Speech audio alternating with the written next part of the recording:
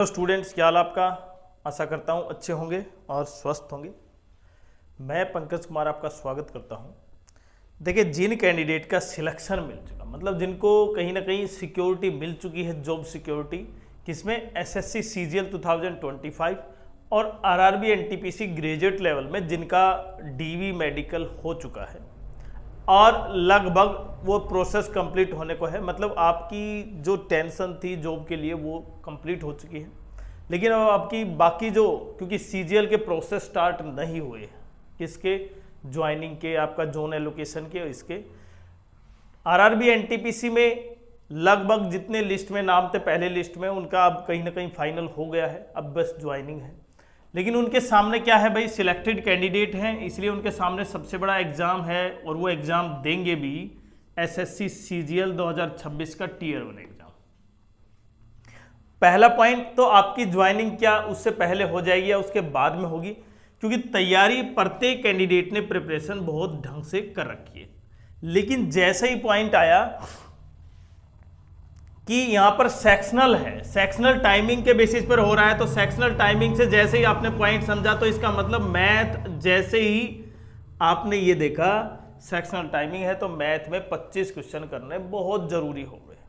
और ये प्रत्येक कैंडिडेट को लग रहा है कि उसमें से 25 क्वेश्चन करने हैं। और मैं पहले बता देता हूं आपको इस चीज के बारे में, आप इस चीज से न घबराएं कि आपने 25 क्वेश्चन करने हैं। आपको केवल क्या करना है, टीयर 1 को क्वालिफाई करना है, ठीक है।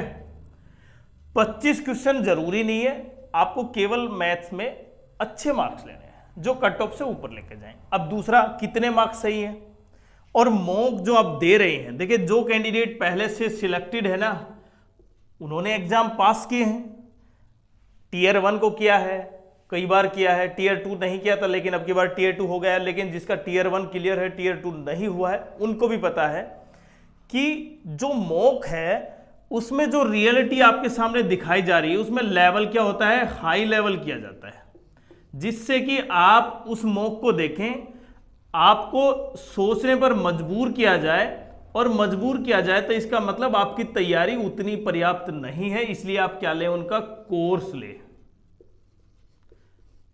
और वो कोर्स जैसे ही आप ले लेंगे, उनका जो मेन एजेंडा था वो पूरा हो गया। मतलब आपको कोर्स दिलाना था, किसके बेसिस पर, मॉक के बेसिस पर, फ्री मॉक पर, और उसके बाद आपको पता चला कि आपने कोर्स ले लिया। और जबकि आपने कोर्स कंप्लीट कर लिया है, मतलब पहले भी किया है, सिलेबस आपने कंप्लीट कर लिया पहले से, तो इस जो मॉक रियलिटी है उसको पहचाने। पहला तो जो आपके सामने जितने मॉक दिए जाएंगे वो बहुत हार्ड लेवल के होंगे, आपको लगभग 100 मार्क्स, 110 मार्क्स आएंगे, और आपको डिप्रेशन में इसलिए लेके जाएंगे जिससे कि आप वो खरीदें उनके कोर्स। तो इस चीज को समझे। दूसरा, जो आपके सामने दिखाया जा रहा है पीवाईक्यू इंपॉर्टेंट नहीं है, उसमें से क्वेश्चन नहीं आएंगे, ऐसा बिल्कुल नहीं है, पीवाईक्यू इंपॉर्टेंट है।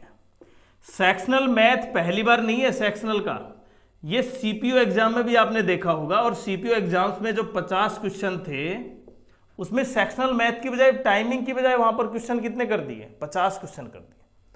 क्वेश्चन का लेवल वही है, लेकिन जैसे जैसे एक नई चीज एसएससी ने डाली तो सबके लिए एक नया तरीका यूज हो गया। अभी सेक्शनल है तो 15 मिनट में 25 क्वेश्चन करने हैं, और जबकि ये आपको पता है कि अगर मैं मॉक बनाऊं 25 क्वेश्चन, हालांकि हम भी सीरीज लेके आ रहे हैं, सिलेक्शन सीरीज, इसमें मॉक फ्री है, और इसमें आप ऐसा क्वेश्चन एक भी नहीं देख पाएंगे जो वास्तव में बहुत हार्ड लेवल हो। मतलब एक बेसिक्स क्वेश्चन होंगे और वो आपको करने होंगे, और इनके बेसिस पर, क्योंकि आपकी तैयारी एक सब्जेक्ट से नहीं है, आपकी तैयारी चारों सब्जेक्ट से है, और चारों सब्जेक्ट का एग्रीगेट ही आपको क्लियर कर पाएगा टीयर 1। तो इंपॉर्टेंट ये नहीं है कि, हालांकि मैं मैथ पढ़ाता हूं, लेकिन ये जरूरी नहीं है कि मैथ से ही सारा डिपेंड करे, बाकी सब्जेक्ट भी उतनी इंपॉर्टेंट है। तो आपको जो ये 25 क्वेश्चन दिखाई दे रहे हैं, इसमें से अगर आप लगभग टोटल 50 मार्क्स में से 38 से 40 मार्क्स भी ले लेते हैं तो भी बहुत ठीक मार्क्स हैं ये। क्या 15,000 कैंडिडेट जिनका सिलेक्शन अभी हुआ है 2025 में, क्या उनके मैथ में 50 में से 50 क्वेश्चन थे, 50 मार्क्स थे? ऐसा बिल्कुल नहीं है। क्यों? क्योंकि सभी कैंडिडेट एक सब्जेक्ट में पारंगत नहीं होते। किसी का कोई कमजोर है, किसी का कोई पार्ट कमजोर है। जिसका ठीक ठाक है उसका क्लियर हो रहा है। तो यहां पर ये ना समझे आप कि 25 क्वेश्चन में से 25 ही करने हैं और 25 के 25 सही हो। मतलब आपको मुश्किल से 38 से 40 नंबर चाहिए, मतलब आपके लगभग 20 क्वेश्चन सही होने चाहिए और आप 22 से 23 मतलब एक्यूरेसी के साथ। और मैं फिर से बता रहा हूं, आज पेपर अभी नहीं हुआ है। जब पेपर 2026 का होगा सितंबर अक्टूबर में, उसमें भी आप देख पाएंगे जो आपके सामने हवा दिखाया, फिर वो मेंस का कोर्स बेचने आएंगे आपके सामने कि टीयर 1 में इतने हार्ड होगा, इतने होगा, और उसके बाद आप देखेंगे कि रियलिटी कुछ और है। तो इतना ज़्यादा आपको टेंशन लेने की जरूरत नहीं है। अगर आपके मार्क्स अब भी उन मॉक में भी 110 120 आ रहे हैं तो भी बहुत ठीक है, क्योंकि वो सेक्शनल होने की वजह से डाउन आ जाएगी थोड़ी सी कट। मतलब अगर आपका सिलेबस कंप्लीट है तो आप बहुत ही अच्छे ढंग से केवल प्रैक्टिस करें, और प्रैक्टिस केवल मॉक ही नहीं, प्रैक्टिस पीवाईक्यू बहुत इंपॉर्टेंट है। पीवाईक्यू मैं पहले बता देता हूं पीवाईक्यू की वैल्यू क्या।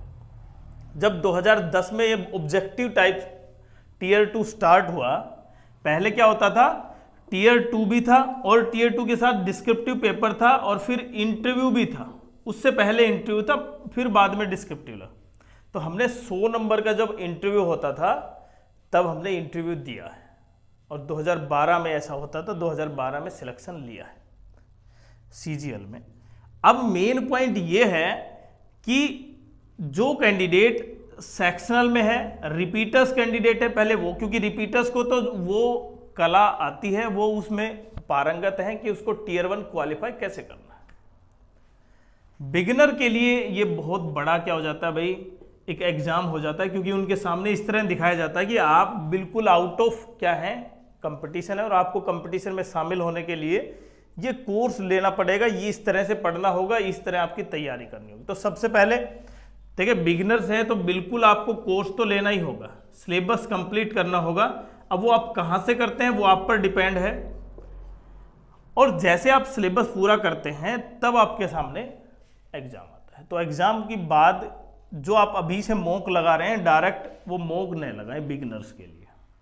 अब जिनकी ज्वाइनिंग हो जाएगी, क्योंकि एग्जाम सितंबर किस में है, अक्टूबर में है, तो क्या एग्जाम सितंबर अक्टूबर नहीं, अगस्त सितंबर में है भाई, तो आपकी क्या ज्वाइनिंग उस समय तक हो जाएगी या नहीं होगी, और क्या उसमें रुकावट हो सकती है कि एग्जाम में फिर आप उसकी तैयारी नहीं कर पाए, क्योंकि आपने ज्वाइन कर लिया तो शुरू में क्या होगा, आपको काम समझने में मतलब आपका पूरी दिन उसी में चला जाएगा। कुछ समय पश्चात तो आप प्रैक्टिस कर पाएंगे, लेकिन शुरू में समय नहीं दे पाएंगे। और इसीलिए उन कैंडिडेट्स के लिए जो रिपीटर्स कैंडिडेट हैं, क्योंकि हमने भी अभी तो आपने केवल क्या एक सिविल जॉब ज्वाइन की है, हम जब दिल्ली पुलिस में थे तब भी तैयारी करते थे ट्रेनिंग के दौरान, और क्योंकि वहाँ पर फिजिकल वर्क होता है, कुछ पढ़ाई भी होती है, तो पूरा दिन फिजिकल करने के बाद आप पूरी तरह टायर्ड हो जाते हैं। उसके बावजूद भी पढ़ाई की, तो पढ़ाई तो आपको करनी है, बस केवल सेक्शनल का डर उनके माइंड में नहीं होना चाहिए, क्योंकि सेक्शनल वो बच्चे क्लियर कर लेंगे जिनका पहले से रिपीटर्स है। तो आज हम सेक्शनल आपके लिए लेके आ रहे हैं, और साथ साथ पीवाईक्यू सीरीज भी। तो और पीवाईक्यू सीरीज 2022 से स्टार्ट करते हुए, क्योंकि 2022, 23, 24, 25 और अब एग्जाम देंगे आप। तो किस तरह आपका पीवाईक्यू मॉक टेस्ट लगेंगे, क्वेश्चन कैसे किस लेवल के हैं, क्या वास्तव में उसी लेवल के हैं जो एग्जाम में आ रहे हैं, एग्जाम में आते हैं और एग्जाम में ही आएंगे, तो बिल्कुल ज़रूर कमेंट्स करें।